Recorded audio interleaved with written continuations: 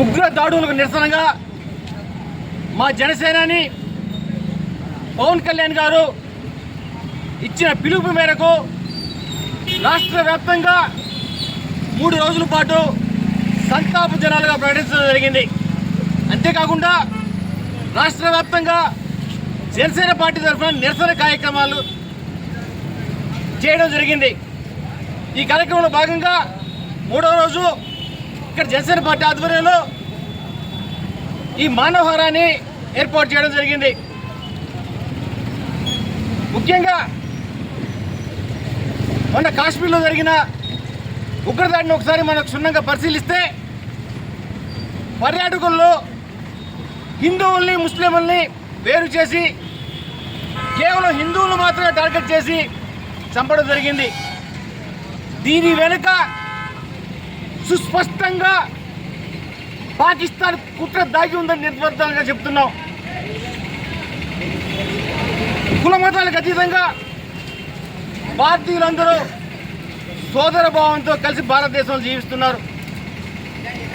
ఈ భారతదేశంలో మత విద్వేషాలను రెచ్చగొట్టి తద్వారా భారతదేశ సమగ్రతను, భారతదేశ శాంతి భద్రతలకు విఘాతం కలిగించాలన్న పాకిస్తాన్ ప్రేరేపిత ఉగ్రవాద ముష్కరుల కుట్రలో భాగమే ఈ దాడులని చెప్పి సందర్భంగా తెలియజేస్తున్నా.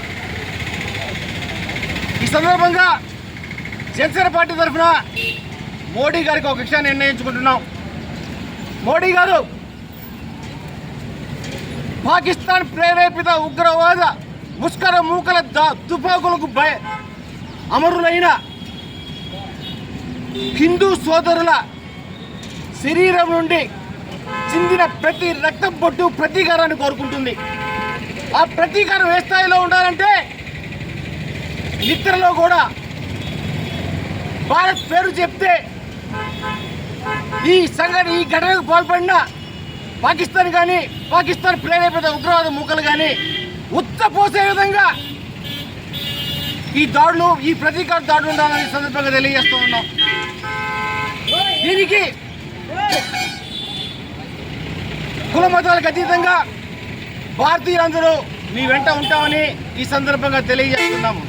భారత్ మాతాకి, భారత్ మాతాకి, భారత్ మాతాకి.